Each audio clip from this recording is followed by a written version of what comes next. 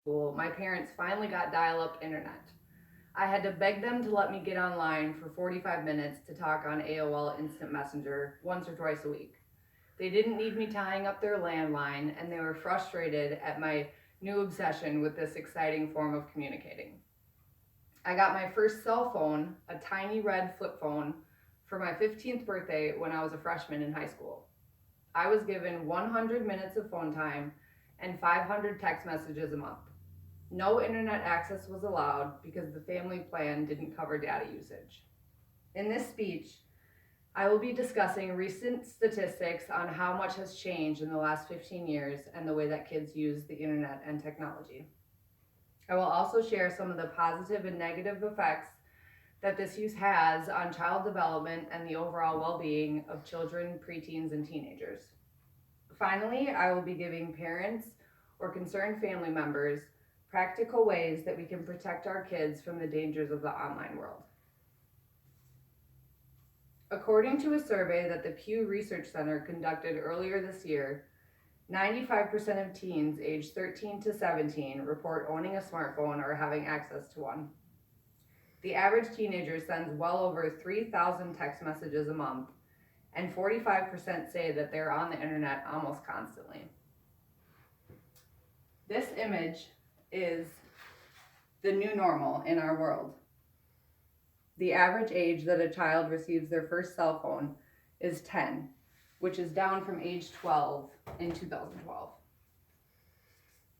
Another aspect of the internet that has changed rapidly in recent years is the way that children use social media applications. Recent surveys show that YouTube, Instagram, and Snapchat are now the most popular platforms. Facebook is no longer the dominant platform, with only 51% of teens having an account. With the rise in social media and internet use, online bullying has become more prevalent year after year. In 2016, over 1/3 of middle schoolers and high schoolers said that they'd been cyberbullied. The percentage of US public schools reporting at least one online bullying incident report a week rose 4% from 2010 to 2016. Meanwhile, reports of in-person bullying fell 11% in those same years. Bullying is now happening online, which is making it more difficult to notice and prevent.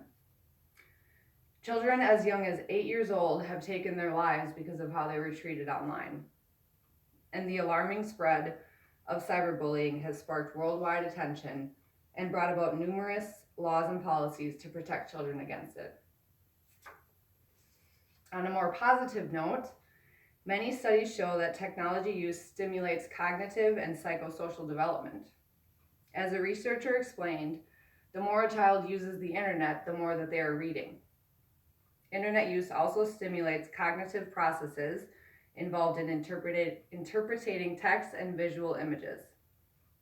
It also develops search strategies and the ability to evaluate information.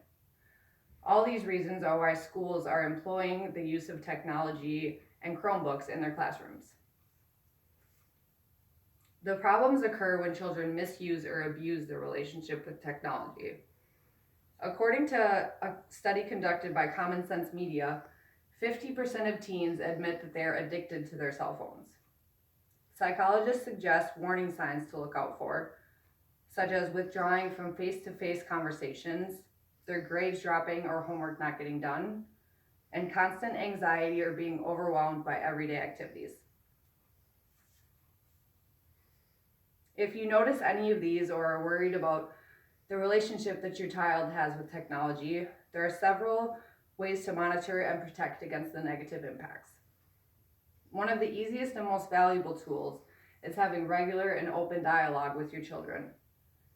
Discussing appropriate online behavior and setting rules and limitations can help to avoid problems in the future.